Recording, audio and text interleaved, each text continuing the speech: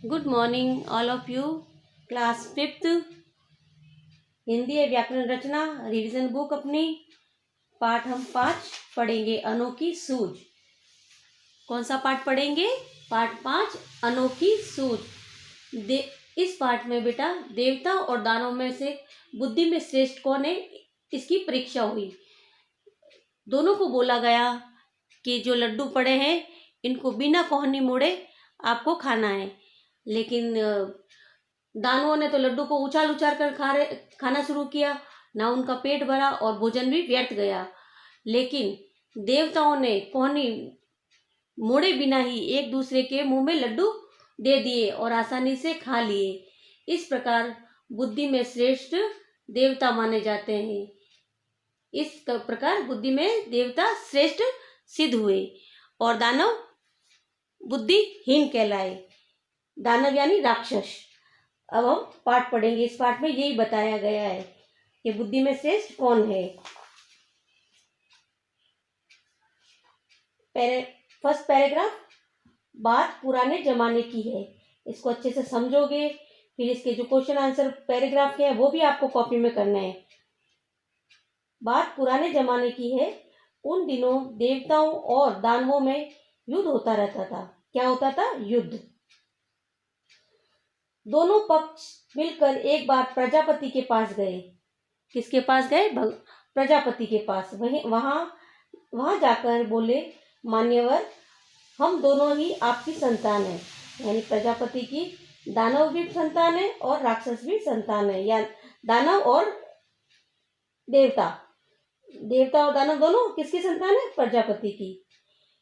हम दोनों ही आपकी संतान है। बताइए कि हम दोनों में बुद्धि में कौन बड़ा है? उन देवताओं और दानवों ने दोनों ने प्रजापति से सवाल किया कि हम दोनों में से बुद्धि में कौन बड़ा है। उनकी बात सुनकर प्रजापति मुस्कुराए। मन में सोचने लगे, किसे बड़ा बताऊं? देवताओं को बड़ा बताता हूं तो दानव नाराज हो जाते हैं, और दानवों को बड़ा बताता हूं तो देवता नाराज हो जाते हैं। हो सकता है तब दोनों आपस में लड़ने लगे। ये बात सुनकर, एक दूसरे की तारीफ सुनकर दोनों आपस में लड़ भी सकते हैं। अब इसके शब्दार्थ: देवता यानी भगवान, दानव यानी राक्षस, पक्ष यानी तरफ, प्रजापति यानी ब्रह्मा, संतान यानी औलाद, बुद्धि मने कान, नाराज यानी रुष्ट। अब इसके इस पैराग्राफ के प्रश्न उत्तर है ना। देवता और दानव क्या पूछने प्रजापति के पास गए? उत्तर: दोनों में बुद्धि में कौन श्रेष्ठ है, यह पूछने के लिए प्रजापति के पास देवता और दानव गए। बुद्धि में कौन श्रेष्ठ है यही पूछने गए थे ना। दूसरा है प्रजापति के सामने क्या समस्या थी? उत्तर: प्रजापति के सामने समस्या थी कि वे किसको बुद्धि में श्रेष्ठ बताए। किसी एक को श्रेष्ठ बताने पर आपस में लड़ने झगड़ने का अंदेशा था। संतान का पर्यायवाची शब्द गद्यांश में से चुनकर लिखिए। उत्तर: संतान का पर्यायवाची है औलाद। उपयुक्त गद्यांश का उचित शीर्षक लिखिए। उत्तर है उचित शीर्षक है श्रेष्ठ कौन।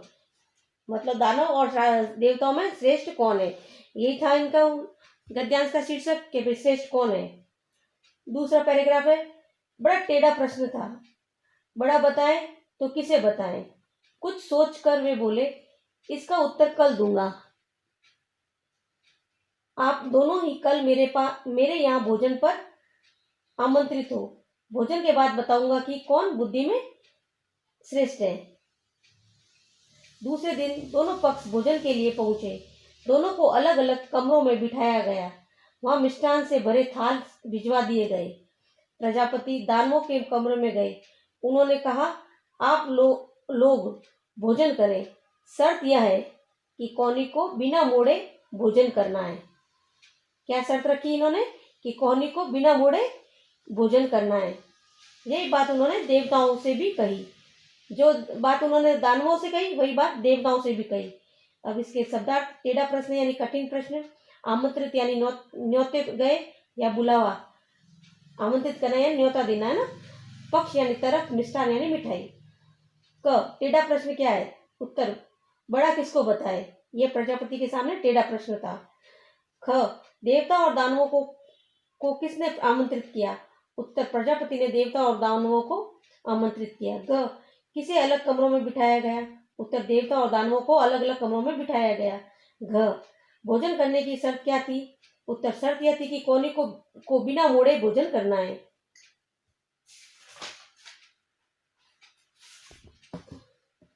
अब तीसरा पैराग्राफ।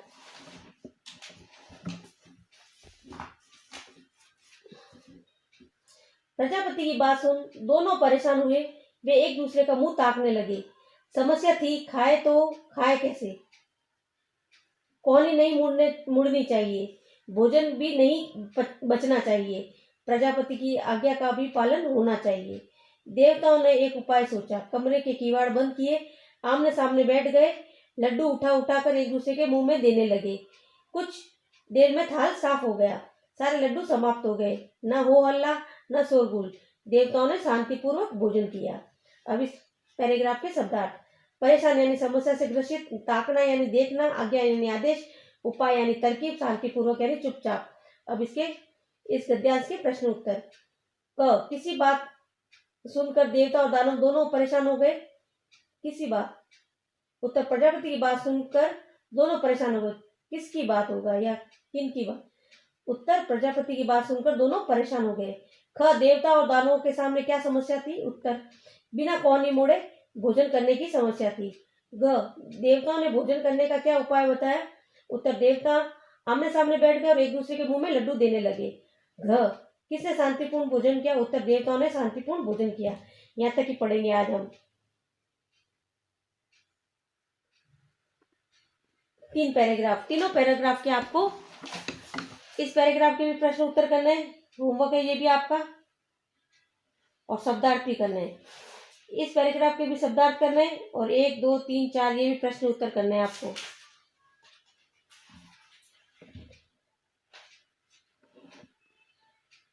इस पैराग्राफ के शब्दार्थ करने हैं आपको और इसके भी प्रश्न उत्तर आपको करने हैं और इसकी खाली जगह करनी है।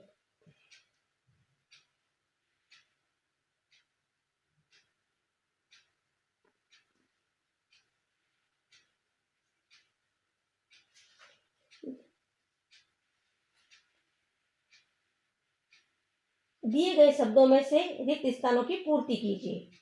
क, ये शब्द दिए हुए, इनको इनमें भरना है खाली जगह में। पहला श्रेष्ठ, दूसरों, खुद, लपकते और परीक्षा। ये 5 शब्द है, पांचों को इस 4 खाली जगह में भरना है। क, भोजन के बाद बताऊंगा कि कौन बुद्धि में खाली जगह है। इनमें से क्या आएगा? श्रेष्ठ, श्रेष्ठ पे 1 नंबर लगाओ। ख, आ ही गए हैं तो खाली जगह देनी पड़ेगी। क्या देनी पड़ेगी? परीक्षा।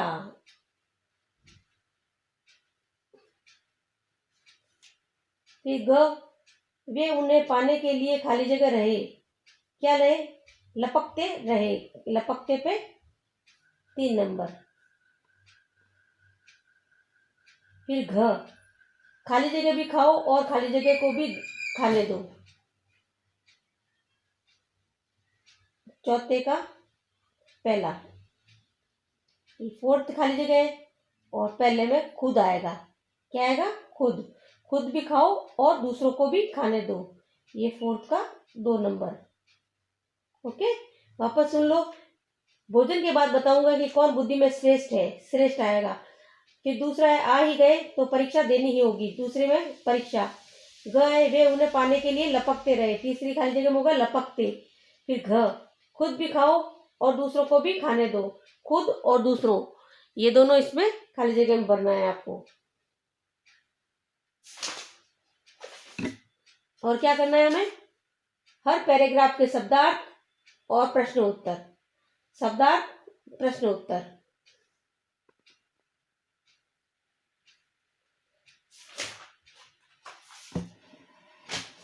शब्दार्थ एंड प्रश्न उत्तर, ये सब आपको अपनी कॉपी में करना है। और जब भी नोटिस मिले आपको नोटबुक चेक करवाने आना है। अब जल्दी आपके क्वार्टरली एग्जाम स्टार्ट होने वाले हैं। जो हमने पढ़ाया है आपको वो अच्छे से याद कर लेना और कॉपी में करना, ताकि कॉपी के भी नंबर मिलेंगे और एग्जाम के जो नंबर होंगे वो भी आपको मिलेंगे।